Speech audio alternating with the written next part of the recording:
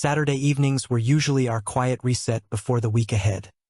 Maybe a movie, maybe dinner somewhere casual. But tonight wasn't like that.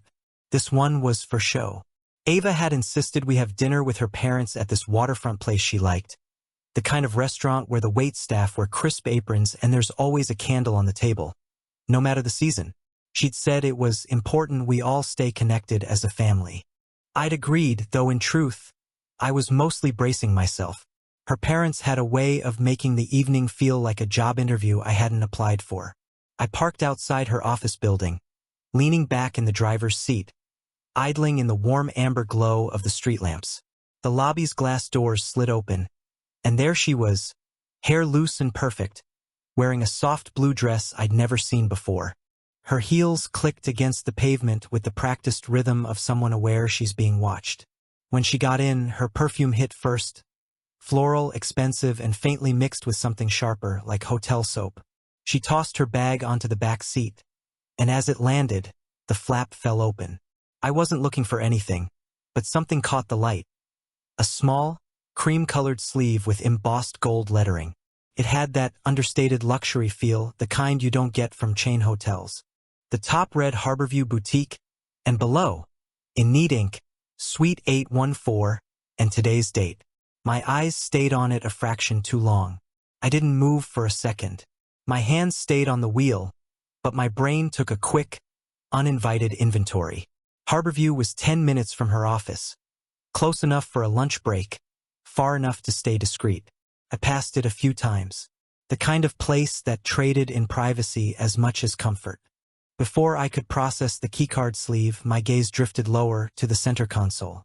Wedged into the cup holder, next to my sunglasses, was a travel toothbrush in a clear plastic sleeve, still damp inside.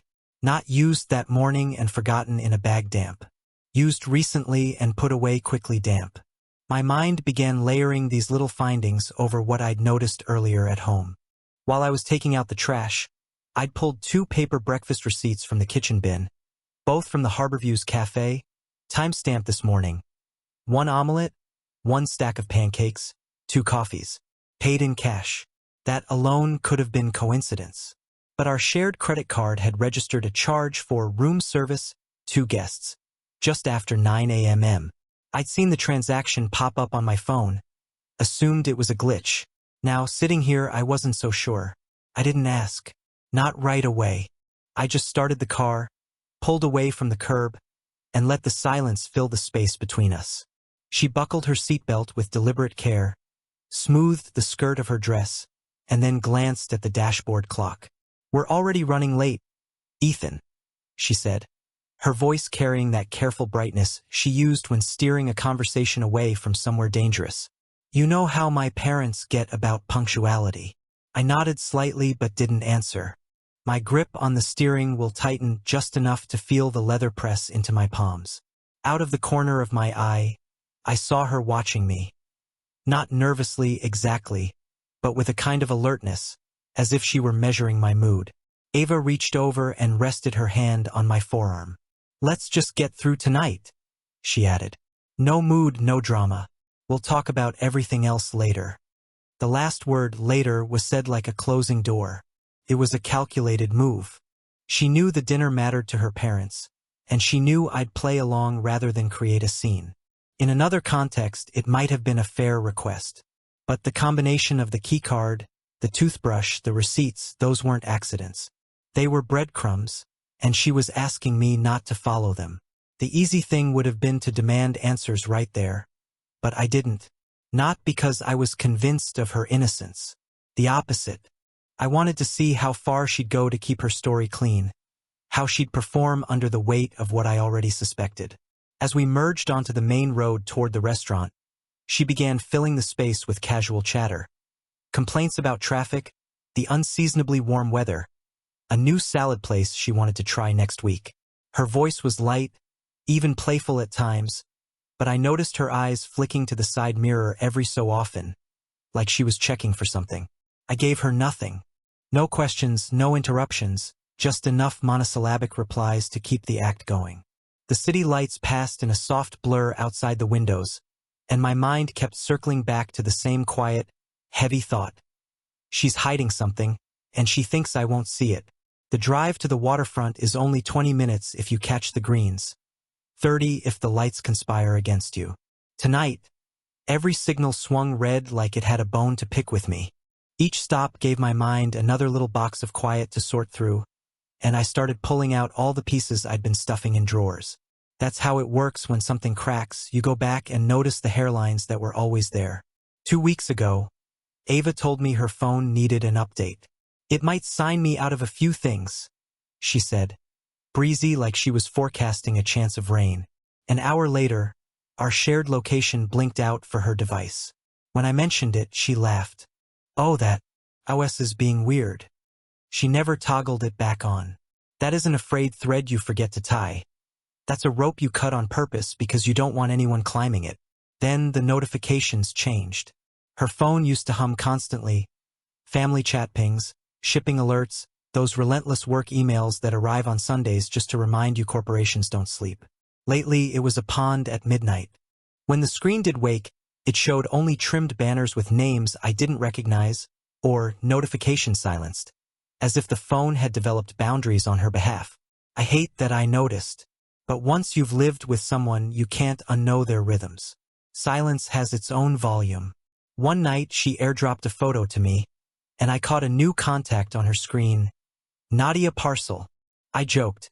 Is that a person or a tracking number? She smiled on cue and tapped my shoulder like I'd hit a punchline we always share. Supplier meetings, she said. You wouldn't care. On a normal week, she would have been right. But Nadia Parcel started landing on evenings Ava and I had historically protected. Tuesdays, Thursdays. Tiny gray blocks on her calendar tagged near her office with vague titles like drop, quick, not meeting, not dinner. Just a word that looks like it was left there by accident. Her gym phase arrived out of nowhere, like a commercial interrupting our regular program. I need to sweat, clear my head, she said, and bought new leggings, new shoes, a bag large enough to weekend in. She'd leave after work and return with a glow anyone would believe. Except the clothes were never damp when I gathered laundry. The insoles of the shoes stayed powder dry. The towel she took returned to the shelf perfectly folded, edges aligned like a hotel room you haven't touched. The stainless bottle always clicked back into the cupboard empty and unspotted, like it had been on display instead of in use. Maybe she wiped things down. Maybe she was careful. Or maybe the exercise happened somewhere without squat racks and wall fans. Saturday morning, I found a narrow receipt tucked beneath the coffee maker. A boutique lingerie store across town. Item lines replaced by coded numbers and letters. The total printed like it had no shame. Bachelorette gift, she said when I asked. Cheerful, casual, practiced. That was a month ago. No bag appeared. No wrapping paper. No. Do you think she'd like this? People are allowed to surprise their friends. People are also allowed to lie, and receipts don't care either way. We share a ride-hail account. It's cheaper that way, and the app sends perky monthly summaries with confetti and little top 5 bubbles. Your most visited destination, it announced last month, planting a flag in a place I'd never noticed before. The Harborview Boutique, a block from her office. Weeknight trips from the office to Harborview. Morning trips from Harborview to the office. Clean loop. I asked if the company had started using their lounge for offsites. She shrugged and took a sip of water. It's convenient for everyone. Everyone. Plural. I heard that word and thought of coats on a rack that didn't belong to us. Right around when the Harborview started winning first place in our app's private little trophy ceremony, Ava leaned into family time. She booked dinners with her parents, floated brunches with the kind of places that plate food like still life paintings, started threads about holiday plans in group chats that never used to care what anyone did in December. At the time, I called it commitment. Us settling into the adult lane with our blinkers off. In hindsight, it looks more like set dressing. People hang art when they're staging a house they plan to leave. A red light held us by the river. I watched her in profile lit by the dashboard. She scrolled with a steady thumb, paused, swiped down, dismissed something before I could even catch the shape of it in reflection. The typing dots pulsed and vanished like little fish coming up for air.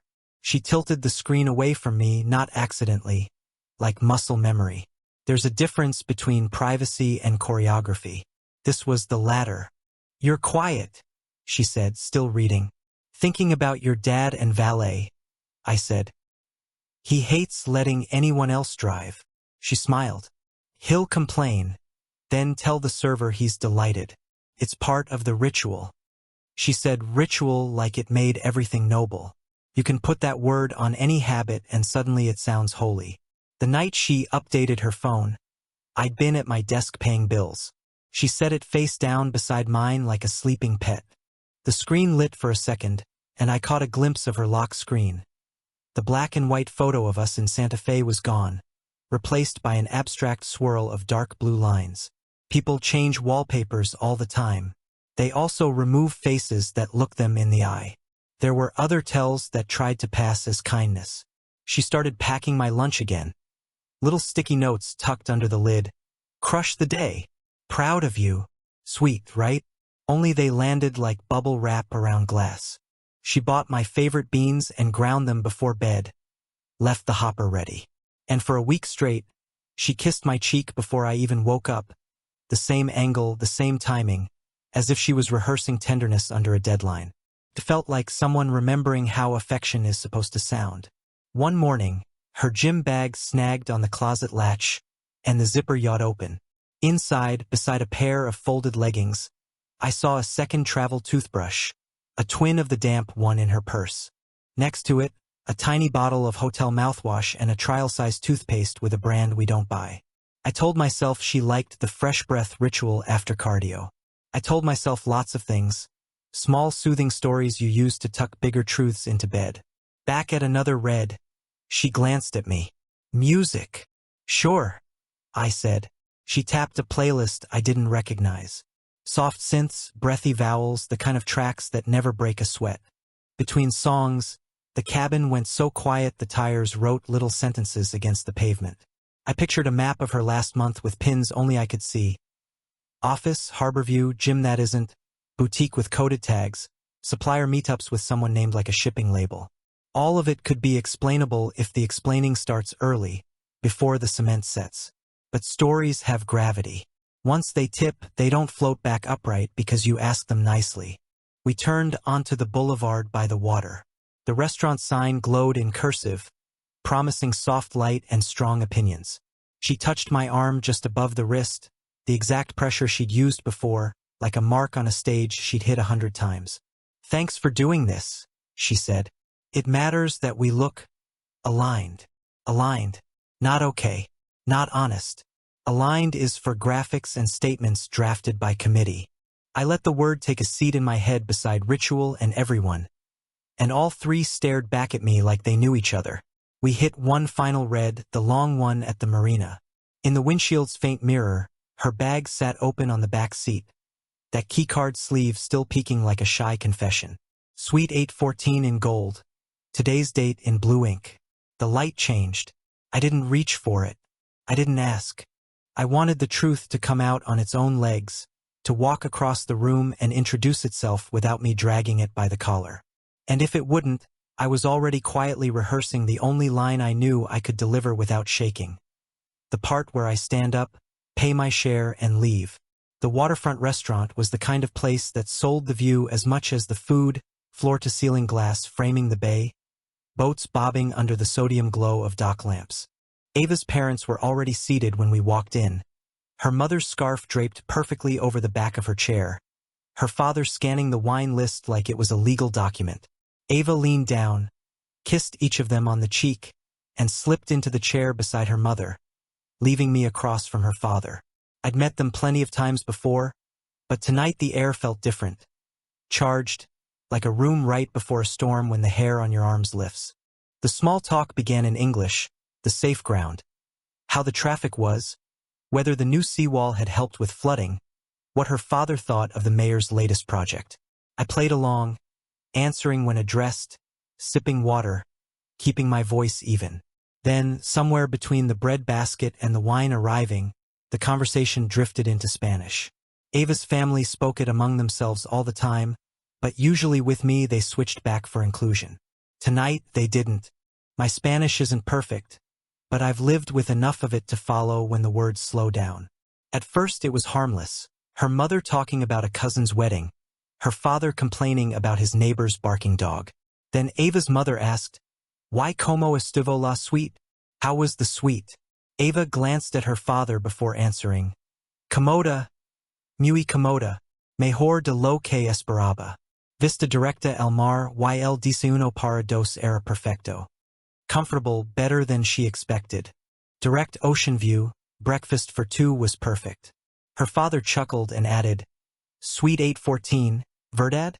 No te puedes quejar." Suite 814, right? You can't complain. I kept my expression neutral, nodding slightly as if I were politely ignoring the private exchange. Inside, the words hung in my head like neon. Suite 814. I had seen that number hours ago, in gold on the hotel keycard sleeve in her bag. I let them continue, every phrase layering over the details I'd collected all week. Her mother teased about unmarrido temporal, a temporary husband, and Ava laughed. Not a startled laugh, not a correction, but the easy laugh you give when the joke hits too close to home. Halfway through the entrees, Ava's phone lit up beside her plate. The lock screen showed a notification from an events app. Harborview Boutique, late-night meeting confirmed, Suite 814. I caught it before she tapped the screen dark. She didn't notice me noticing. I'd been recording since the soup course, my phone in my jacket pocket, voice memo running. It was something I'd started doing on instinct the moment they switched to Spanish. I doubted they'd guess I understood enough to make the recording worth anything, which was exactly why I wanted it.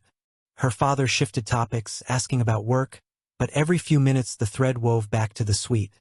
The breakfast, the service, the view. The details were too specific for business lodging, and too in asterisk mate for work event.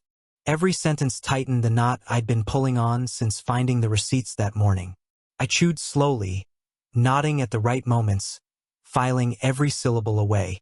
This wasn't suspicion anymore. This was a ledger, and every word was another entry. When dessert menus came, I declined. I was full not from food, but from the weight of confirmation pressing on my ribs. I didn't need to confront her here. That would have turned the table into a stage, given her parents the chance to smooth over or redirect. Instead, I stayed in character, the quiet, polite son-in-law. As the plates were cleared and her father waved for the check, I made my choice. Tonight, I'd let her keep believing I was in the dark.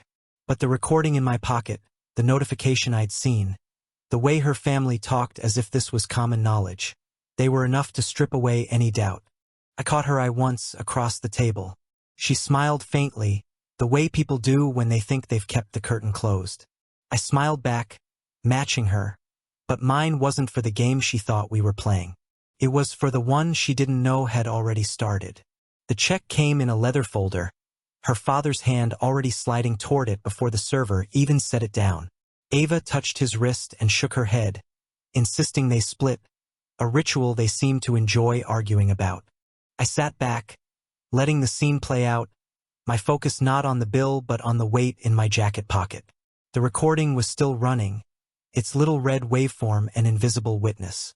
Dessert never happened. Ava's mother excused herself to the restroom, and her father pulled his phone out, murmuring about an early conference call. We all stood in that staggered, shuffling way people do when they're not quite ready to leave but don't have anything left to say. Ava reached for her coat, smoothing the sleeves like she was rehearsing something in her head. I slid my arm into my own jacket and then looked at her directly, really looked until she noticed. "You know," I said in Spanish, "entiendo todo lo que se dijo esta noche." I understand everything that was said tonight. The words landed like a dropped glass. Her expression froze, then softened into something halfway between confusion and fear. She glanced toward her father, but he was already tucking his scarf into his collar, oblivious. Ava opened her mouth, but no sound came out. I didn't wait for her to recover. I reached for my wallet, laid 2 20s on the table for my portion, and said quietly, "I'll see you at home." No emphasis, no volume, just the flatness of someone closing a door from the inside. The walk to the parking lot felt longer than it was. My car was parked a row over from theirs, and I heard her heels clicking behind me for a few paces before stopping. Maybe she thought about following. Maybe she thought better of it. At home, the air felt different, emptier, sharper. I hung my jacket on the back of a chair and pulled my phone out. The voice memo clock read 1 hour and 42 minutes. I set it on the counter, hit save, and watched the file join the others in my cloud backup. Redundancy mattered. I'd been in enough arguments to know how quickly evidence could be dismissed as misunderstanding if it wasn't preserved in triplicate. Next came the receipts. I retrieved them from the kitchen drawer where I'd stashed them earlier, the 2 breakfast slips from Harborview's cafe. I flattened them on the counter and took high-resolution photos with my phone, making sure the timestamps were legible. I matched them to the credit card screenshot *T from that morning's charge for room service, 2 guests. The keycard sleeve was still in her bag in the back seat of the car. I slid it out, held it by the edges like evidence in a case file, and placed it on the kitchen island. Another set of photos, front, back, close-up on the handwriting. Suite 814, August 5th. Same date as the receipts, same as tonight's family conversation. On my laptop, I created a new folder. I named it with a single word, neutral, unprovocative, something like project. Inside, I dropped the audio file, the receipt images, the card photo, the transaction logs. I exported each into a PDF and timestamped them with the system clock visible in the corner. This wasn't about revenge. Not yet. This was about clarity, about not having to rely on memory when the air got thick with half-truths. I'd seen too many people backpedal from certainty when their evidence was only verbal. I moved through the house quietly, picking up small traces. Her gym bag on the floor by the coat closet, still zipped. A water glass by the sink, lip print faint in the light. Her scarf draped over the back of a chair. Each object felt like it belonged to a stranger who'd been staying here under my name. Outside, a car door shut, hers. I heard the crunch of her steps up the walkway. My hands didn't shake, but I could feel the pulse in them. The front door opened, and she stepped in, stopping short when she saw the items spread neatly on the counter. Receipts, screenshot *TS, keycard sleeve. My phone sitting beside them as if it were just another artifact. "Ethan," she said, her voice careful. Not angry, not yet. Careful like someone approaching an animal they're not sure is tame. I didn't answer. I turned the laptop screen toward her. The folder was open, each file lined up in perfect order. She moved closer, glanced down at the receipts, then at me. "What is this supposed to be?" "Everything," I said. The word felt lighter than it should have. She let out a short, humorless laugh. "You've been collecting things?" "I've been listening," I corrected. "Tonight at dinner. Your parents. Suite 814. The breakfast for 2. The late-night meeting confirmation. I've been listening for a while now." Her jaw worked as if she were holding something back. "You're making this into..." I raised a hand. "I'm not making anything. I'm documenting. That's all." For a moment, the only sound was the hum of the refrigerator. She looked from the receipts to the keycard sleeve, then to the phone. "So what now? You gonna play detective forever?" "No," I said, shutting the laptop. "I don't have to. The case is already built." I picked up the items, slid them into a manila envelope, and walked past her toward the bedroom. "I'm tired," I added over my shoulder. "We'll talk in the morning." Behind me, I heard the faintest catch in her breath, like she wanted to speak but couldn't find the words. The envelope felt heavier than its contents, like it was carrying the sum of the last month in grams. In the bedroom, I placed it in the bottom drawer of my desk, locked it, and set the key on the windowsill. Through the glass, the bay lights flickered faintly in the distance, boats rocking in the dark water. The night was still except for that rhythm, steady and inevitable. I sat down, exhaled, and let the silence settle. Tonight hadn't been the explosion. It had been the quiet pull of a pin. The soundless moment before you decide whether to let the grenade roll or keep holding it. Either way, the timer was already running. I woke before sunrise, Not because I set an alarm, but because my mind had been pacing all night. The first light through the blinds painted the room in pale strips, and for a few seconds I let myself believe I just dreamed the whole thing. Then I saw the manila envelope on the desk, right where I'd left it. Real, tangible, heavy. Downstairs, the house was still. Ava's shoes were by the door, her bag slouched on the chair where she'd dropped it last night. I bypassed both, heading for the kitchen and the coffee pot.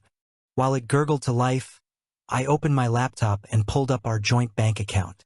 The most recent transactions glared back at me. Harborview Boutique, double occupancy. 2 nights ago, posted yesterday. Harborview Boutique room service. Breakfast for 2. Same date as the receipts I'd already photographed. Harborview Boutique event reservation. Time-stamped the morning of our dinner with her parents. No ambiguity. No could-be work-related excuses. These weren't conference charges or single occupancy rates. They were deliberately booked for 2. I exported the statement into PDF format, timestamp visible in the top corner. Then I did the same with the ride-hail history, which took longer because I wanted to line up the timeline precisely. Office to Harborview on a Tuesday night, she'd claimed. She was at after-hours strategy meetings. Harborview to office the following mornings, often arriving just before 9 a.m. Each trip matched perfectly with days she'd had supplier meetings in her calendar with the enigmatic Nadia parcel. The app even kept the driver receipts, names, pickup times, drop-off addresses. I downloaded them all, labeling them by date and cross-referencing them with the transaction history. The spreadsheet began to grow, each line its own entry in a narrative she hadn't realized was being written for her. The coffee beeped, but I barely noticed. I was moving with the methodical detachment of someone building a case file, not confronting a spouse. Screensh *TS of her phone notification from last night? Check. The lock screen capture of the Harborview late-night meeting confirmation? Cropped and saved. Then I aligned everything against the audio from dinner. I transferred the file to my computer, run it through transcription software, and marked the relevant timestamps. 14 minutes and 52 seconds. Her mother asks about the suite. 15 minutes and 4 seconds. Ava describes the view. Breakfast for 2. 15 minutes and 47 seconds. Her father jokes about suite 814. 16 minutes and 12 seconds. Her mother says, temporary husband. 35 minutes and 10 seconds. Phone notification. Harborview late-night meeting confirmed. Side by side, the dinner transcript, the transaction logs, and the ride-hail data told the same story without embellishment. There wasn't room for misunderstanding. I saved the entire collection into a new encrypted folder on my cloud account, then mirrored it onto an external hard drive. That drive went into the lockbox in the hall closet, behind the stack of old tax returns she never touched. By the time Ava came downstairs, the kitchen smelled like coffee but felt like paper and pixels. She paused when she saw me at the counter, sipping from my mug, laptop closed but still in arm's reach. Morning, she said, voice softer than usual, like she'd tested a few tones upstairs before settling on this one. I nodded. Morning. Her eyes darted to the counter, scanning for the manila envelope. She didn't see it. That was deliberate. She poured herself coffee, added milk, and leaned against the counter opposite me. You were up early. Had some things to finish, I said. Not a lie, just not the whole truth. She waited for me to elaborate. I didn't. Silence, in this case, was more useful than conversation. After a moment, she pushed off the counter. I'm going to run some errands later. Need anything? I looked at her for a long second. No. She gave a quick nod and left the room.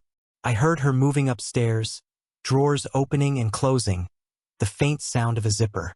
As soon as she was gone, I reopened the laptop and wrote a brief, neutral summary of the evidence in a text file. Dates, times, transactions, corresponding audio excerpts. Not emotional language, just clean, factual notes. If I ever needed to hand this to someone, a lawyer for instance, it would be ready. I added one more step. Printing. It felt old-fashioned, but paper can't be remotely deleted. I printed the text file, the receipts, the ride logs, the credit card statements, and the transcript excerpts. The stack was thick enough to staple in sections. I slid it into a second manila envelope and tucked it into the same lockbox as the hard drive. I'd read somewhere that when people lie, they often count on your willingness to avoid discomfort. They expect you to hesitate, to seek harmony over truth. But evidence doesn't care about comfort. It sits there, indifferent, waiting for you to decide what to do with it. Mid-morning, an email hit my inbox. A ride-hail receipt for a trip she'd taken the night before our dinner. Office to Harborview, 6:38 p.m. The timestamp on the room service charge matched within 40 minutes. I added it to the file without hesitation. By noon, the picture was complete enough that even if she deleted every text, wiped her phone, and rewrote her calendar, it wouldn't matter. The proof lived in too many places now: bank servers, ride-hail databases, my cloud backups, the lockbox. When she left for her errands, I watched her car back out of the driveway and disappear down the street. I didn't follow. I didn't need to. The point wasn't to catch her in the act anymore. It was to make sure the act couldn't be erased.